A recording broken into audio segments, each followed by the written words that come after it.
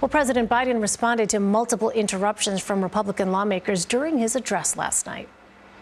In November, my team began serious negotiation with a bipartisan group of senators.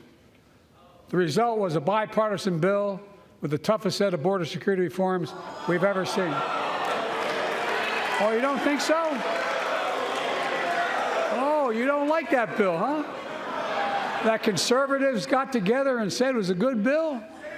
I'll be darned. That's amazing.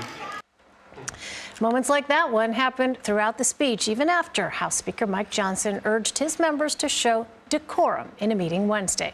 CBS News political correspondent Caitlin Huey-Burns is at the White House. Hi there, Caitlin. Good to see you. So these disruptions from lawmakers like Marjorie Taylor Greene and others have basically become a regular part of State of the Union addresses. How did the president react to some of these instances throughout the night? Yeah, even despite, as you mentioned, party leaders urging members not to interrupt and to kind of remain calm, we kind of knew this would be coming. What was interesting, Elaine, though, was you mentioned Marjorie Taylor Greene. And as Biden was walking into the chamber, you could see her with a red Make America Great Again hat, representative of Trump. And she passed him a button with Laken Riley's name on it. And later at the podium, she jeered him during the immigration component, and he brought the button back up again and showed her and said her name. Laken Riley, of course, the woman in Georgia who was allegedly killed by an undocumented immigrant. And so kind of trying to throw it back at Republicans, saying, if you want to do something about this, send me a bill. So you saw him engage in that way. And talking to Democrats ahead of this speech, some reminded me of moments in the last State of the Union that Biden did that, and they felt like that was a strong moment for him because it kind of showed an engagement with the crowd and also kind of setting up these contrasts that they wanted to show ahead of the election. Yeah, it was an interesting strategy to watch. We also touched on this a moment ago, but President Biden did not mention former President Trump by name, but criticized him throughout the speech. How did Donald Trump respond?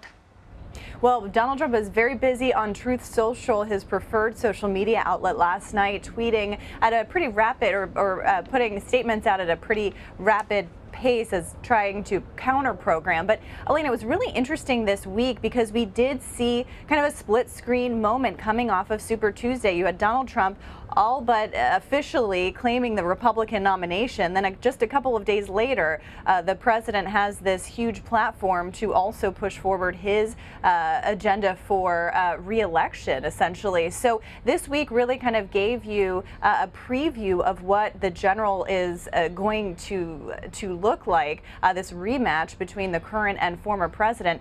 Republicans, of course, wanted to have their official response through Katie Britt, the Alabama senator, who, of course, has been criticized a little bit as well for the performance of her speech. But she has been thought of as someone in the Republican Party that can address some of the vulnerabilities that the standard bearer of the party has.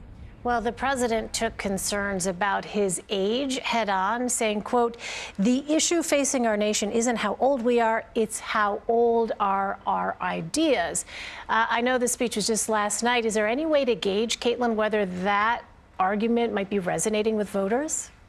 Well, it will be interesting to see, whether it does. Obviously, age and mental acuity have been Biden's kind of biggest vulnerabilities. But to me, this speech seemed to be really geared towards assuaging Democrats who may have been nervous about what this general election rematch might look like, given the vulnerabilities that Biden has and given that he has been lagging behind Trump in the polls. So this kind of addressing of age head on seemed to be a way, to assuage some Democrats as well. The performance of last night was going to be graded more so than the policy. All right, Caitlin Huey-Burns at the White House for us. Caitlin, thank you.